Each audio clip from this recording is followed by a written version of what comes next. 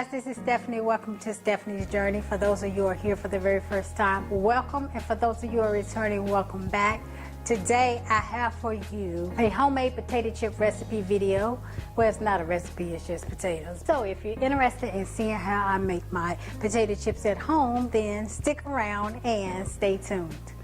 Okay, here I have 4 potatoes. These are russet organic potatoes. I have 2 peeled and 2 not peeled, but I want to leave 2 with the peels on and 2 off because I like them both ways, and I just want to show that you can do both because some people think you have to peel them and you do not. I like to have a mandolin and do them directly into the bowl. It's easier that way for me, and that way they're already in the water to get out the starch. I also like to slice them in half when I put them on the mandolin. Sometimes that's easier as well. And then I'll just take and stick them down in the mandolin and put my blade, hook the bowl, the mandolin on the bowl, and just go in the direction of the arrows on the mandolin and just slice. And then this way they're all the same thickness.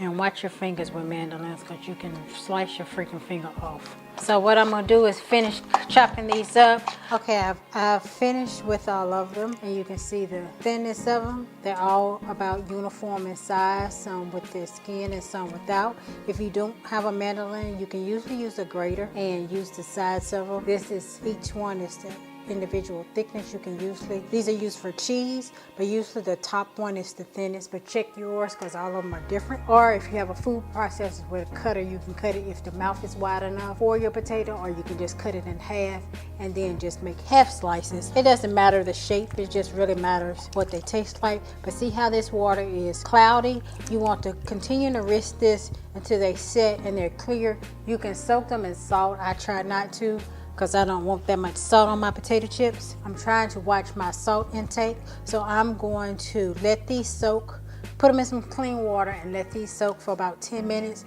and then I'll come back. Okay, as you can see, the water is now clear from them soaking. I soaked them for about 15 minutes and rinsed them about 3 or 4 times to make sure that the water stayed clear. And I'm going to rinse these, and then I'm going to line this sheet tray with paper towels and pat them dry, and then we'll get to the frying process. Okay, I'm going to first, I said I was going to pat them dry. I am going to pat them dry, but to get most of the water off, I'm going to go ahead and dump them in my salad spinner. I just thought about using this. I actually never tried this before, but I'm going to try it today and see if that's a better process, easier. So I'm going to dump them in my salad spinner, put the lock on, and give them a whirl. Oh, actually they did a good job of drying them. They really don't have much water left on them. Oh, I'm going to start doing this from now on. If you have a potato spinner, because these look pretty much all the way dry. Perfect. So, probably a couple more spins and they would have been all the way dry. You don't want that much water on them, because when you go to put them in the grease is going to pop. It's going to burn you. You don't want that. This is all you do. Dry it off and wait for your oil to get hot. So we're gonna go over to the stove and then we'll start to fry, so stay tuned. Okay guys, I dropped one in to see if the oil was hot enough to put some in, because once you put them in, it's gonna drop the temperature down. So just about ready. What I'm gonna use when I pull them out, I'm gonna use some Cajun seasoning for some, and then black pepper for others, because I like the black pepper chip and the black pepper popcorn. So I'm going to use both of these. So I'm just going to drop a few in, and they should be all right since they pretty much dry. If not, don't drop them in with your hand, and don't overcrowd the pot. I probably put too many in there, but it's okay. And you want to take them out once they start to get a little brown, and you can stir them around if you like while they're in there, just so they're not sticking together, because sometimes they do stick together. And you don't want your pot of oil too high where it seeps out over the top. So try to fill your pot about halfway full, no more than 3/4.